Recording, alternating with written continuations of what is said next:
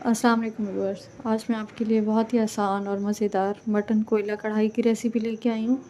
1 kilo mutton के साथ हम परफेक्ट कोयला कढ़ाई बनाएंगे, तो बनाना बहुत ही आसान है। सबसे पहले मैंने आधा कप ऑयल ले लिया है और इसके अंदर एक बड़े साइज़ की प्याज ले लें या फिर 2 छोटी प्याज ले लें। इस तरह से काट के शामिल कर दीजिएगा और ब्राउन कर लीजिएगा। बहुत ज़्यादा ब्राउन नहीं करना, हल्का सा गोल्डन सा कलर आ जाए तो इसमें अच्छी तरह से धुला हुआ गोश्त डाल दीजिएगा। 1 किलो मटन लिया है मैंने, हड्डी वाला गोश्त है ये।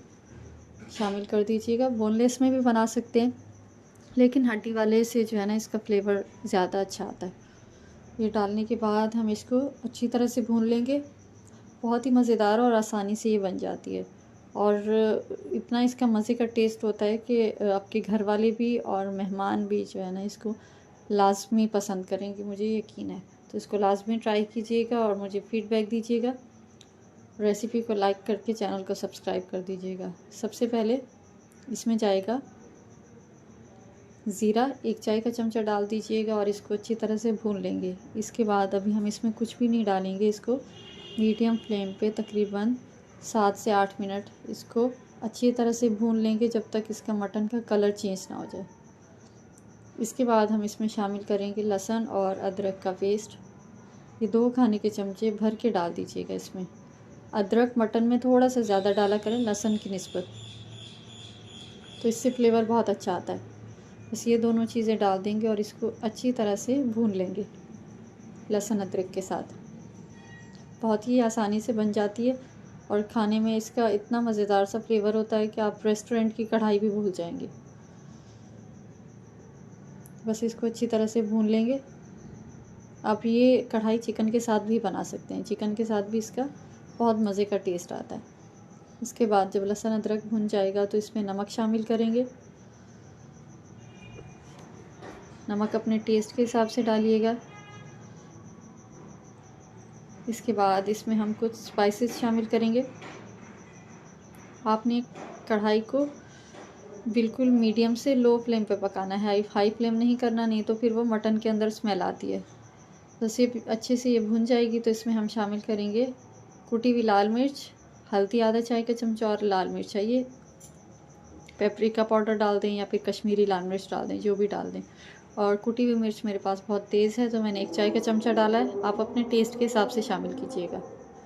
अब हम इसको अच्छी तरह से भून लेंगे।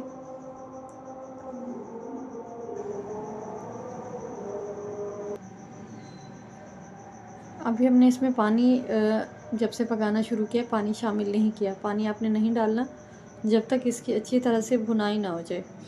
जब मिर्चें वगैरह जो चीज़ें हमने अभी शामिल की हैं अच्छी तरह से भुन जाएंगी तो उसके बाद हम डालेंगे तकरीबन 2 से ढाई गिलास पानी। आप अपने गोश्त के हिसाब से डाल दीजिएगा। कोई गोश्त ज़्यादा जल्दी गल जाता है तो 1.5 गिलास में भी गल जाएगा, नहीं तो 2 गिलास या ढाई गिलास डाल दीजिएगा। और इसको उबाल आने के बाद ऊपर से हम ढकना इसका बंद करके तकरीबन हाई फ्लेम पे 15 मिनट के लिए पका लेंगे। तो जब तक आपका गोश्त ना गल जाए आपने इसको अच्छी तरह से पकाना है। मैंने तकरीबन इसको 15 मिनट पकाया है और इसको दूसरे चूल्हे पर ट्रांसफ़र कर दिया और इस तरफ मैं बॉईल कर रही हूँ। 5 से 6 बड़े साइज़ के टमाटर ले लीजिएगा, तकरीबन आधा किलो इनका वज़न होगा। इनको हम उबाल लेंगे। अच्छी तरह से इसको उबालना है कि टमाटर अच्छे से सॉफ्ट हो जाएं। उसके बाद जब आपको लगे कि टमाटर अच्छे से गल गए होंगे तो ऊपर से फ्लेम ऑफ करके इसका जो पानी है वो आप फेंक दें और छिलका उतार के ऊपर से इसका हम पेस्ट बना के रख देंगे, ये बाद में काम आएगा। तो आपने जो है इसको एक तरफ रख देना है। अब हम प्रेशर कुकर में आपको खोल के दिखाती हूँ। तकरीबन जो है ना हमारा मटन गल चुका है और इसका पानी ख़त्म हो गया है। तो अब हम इसमें डाल देंगे जो हमने पेस्ट बना के रखा है टमाटर का। छिलका उतार के हैंड ब्लेंडर से पेस्ट बना लें। बस ये इसके अंदर शामिल कर देंगे और इसको अच्छी तरह से भून लेंगे दोबारा जब तक टमाटर का पानी ख़त्म ना हो जाए। अगर थोड़ी सी आपके मटन में कसर हो, थोड़ा सा मतलब सख्त हो, कच्चा हो, तो आपने ऊपर से इसको जो है ना दोबारा से 5 से 7 मिनट के लिए हल्की आंच पे दोबारा से कवर करके पका लेना है। तो अब ये तकरीबन जो है अच्छे से भून चुका है, ऑयल इसका सेपरेट होने लगा है। तो अब आप इस टाइम पे चाहें तो इसमें भुना हुआ कुटा हुआ ज़ीरा भी डाल सकते हैं, भुना हुआ कुटा हुआ धनिया डाल सकते हैं। गरम मसाला पाउडर, लेकिन मैं अभी सिर्फ इसमें जो है भुना हुआ कुटा हुआ ज़ीरा शामिल कर रही हूँ। तो ये आपने डाल देना है तकरीबन 1 चाय का चमचा। इससे बहुत ही अच्छा फ्लेवर आएगा, बहुत ही अच्छी खुशबू आएगी। और कुटी हुई काली मिर्च, यहाँ से थोड़ा सा मुझसे ये क्लिप मिस हो गया था, 1 चाय का चमचा आपने इसमें कुटी हुई मिर्च शामिल कर देनी है। बस ये दोनों चीज़ें जाएंगी इसके अंदर।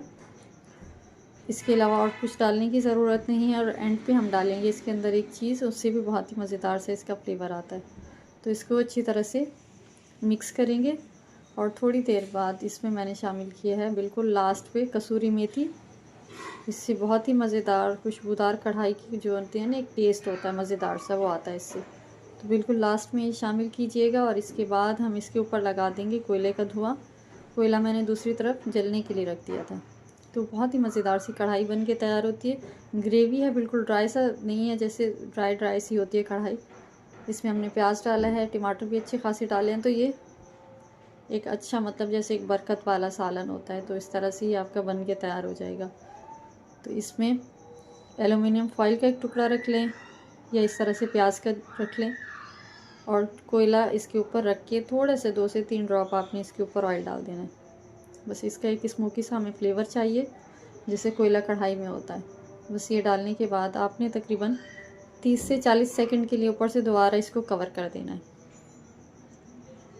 दूसरी तरफ मैंने हरा धनिया बिल्कुल बारीक काट के रखा हुआ है, बिल्कुल बारीक कटी हुई अदरक, और मोटी वाली जो हरी मिर्चें होती हैं जो थोड़ी सी फीकी होती हैं, बस वो डाल के आपने इसको मिक्स कर लेना है। इस टाइम पे बस कोयला निकाल देंगे और इसको सर्व करेंगे। मिलते हैं नेक्स्ट रेसिपी में, जब तक के लिए अल्लाह हाफिज़।